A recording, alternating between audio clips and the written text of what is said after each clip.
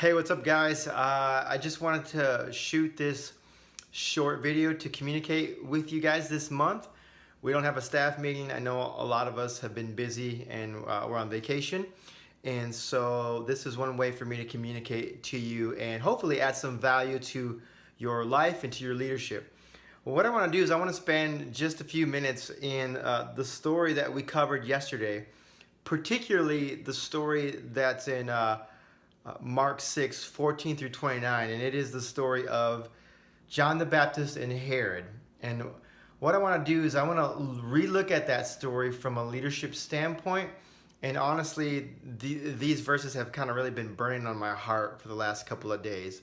And so what I want to do is I want to spend a few minutes with you teaching from Mark 6, 14 through 29, and just pulling out 5 different leadership principles that we can find from this passage. So I hope you watch this. I really want you to watch this, and I hope it adds value to you.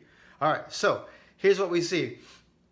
In Mark chapter 6, in the story of Herod and John the Baptist, the first thing we see is this. In leadership, sometimes you will have to say the hard things, right? Sometimes you're just going to have to say the hard things to people. You're going to have to say, hey, if you keep coming late, this is what's going to happen to you. Hey, I've noticed your attitude, it's not helpful, and I really would like you to change. So there'll be times where we're going to have to say the hard things to individuals. Here's what happens in the story. It's actually in verse 18. And listen to what John has to say to Herod. He says, "It is not lawful for you to have your brother's wife." That's heavy. He's basically saying, hey, bro, you can't marry your brother's wife. That's wrong. It's pretty gross, right? It's just unlawful. And so John has to say the hard things, but I think we can all respect him because he's a man that lives by his convictions, right?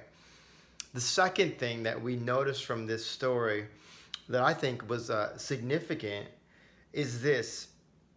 It's that relationships over time gives you a voice in someone's life. Relationships over time gives you a voice in someone's life.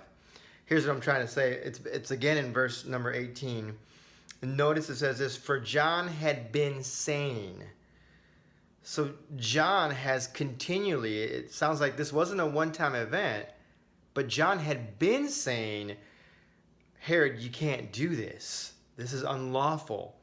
There was some sort of relationship there. We don't know to quite the extent exactly what that looked like, but we do know that Herod feared John the Baptist and he kept him around. He kept him safe, and so there was a relationship there, and John the Baptist used that relationship to speak truth into his life. So listen, relationship over time will give you a voice in someone's life. All right. Number 3, the thing that we see from this story is this. Your greatest asset to gaining credibility is your own character. Your greatest asset to gaining credibility is your own character. Here's what it says in verse number 20. It says, "Because Herod feared John and protected him, knowing him to be a righteous and holy man, when Herod heard John, he was greatly puzzled, yet he liked to listen to him." All right, that's kind of what I was saying earlier, right? Here's the thing, is that the reason why Herod listened to John the Baptist was because of his character.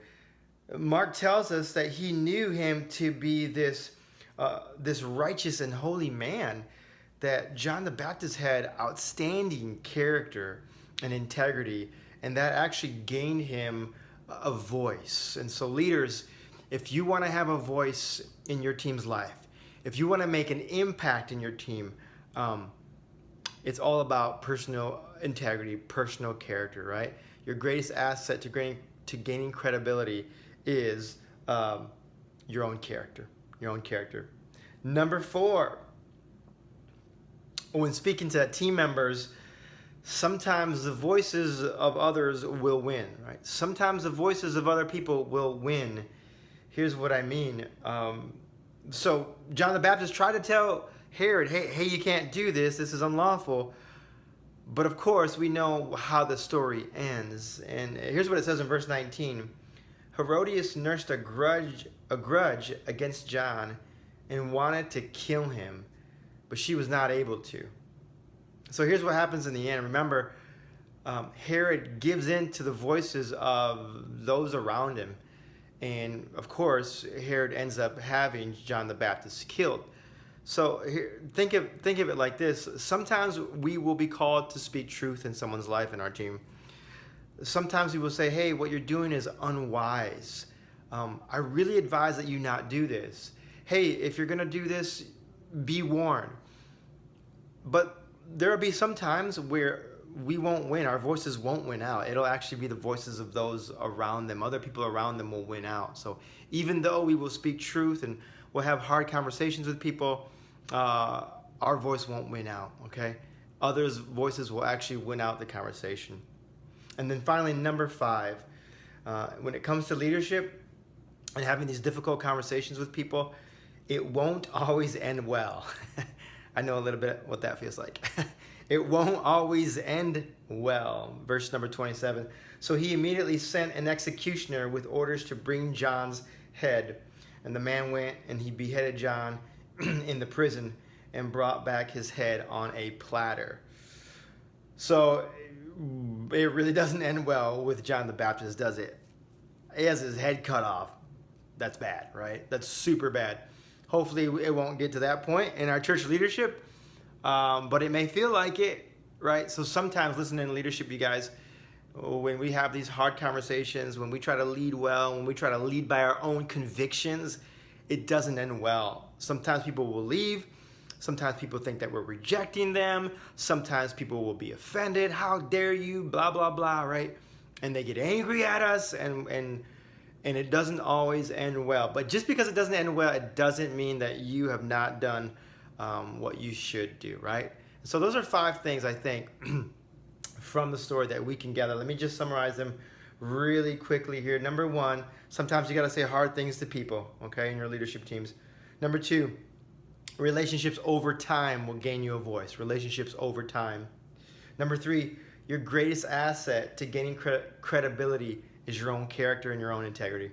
Number 4, sometimes the other voices will win, okay? Herodias, her voice won out. And number 5, it won't always end well.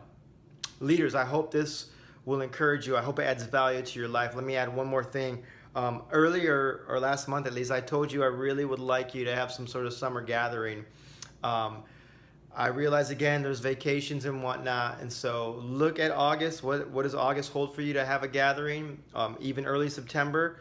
And here's why I think it's so important to have a gathering in the next month and a half, because vision leaks, and if you find your culture of your team is sort of going a bit downhill, if you find that people are getting lazy, they're lacking, it may be because vision is leaking and you need to gather them all around in a room, give them a meal, and just recast vision, pump vision into them and say, hey, this is who we are, this is what we're doing, and this is what we're going for. And so please take a look at your calendars, make that a priority. I'm asking you to do that, please.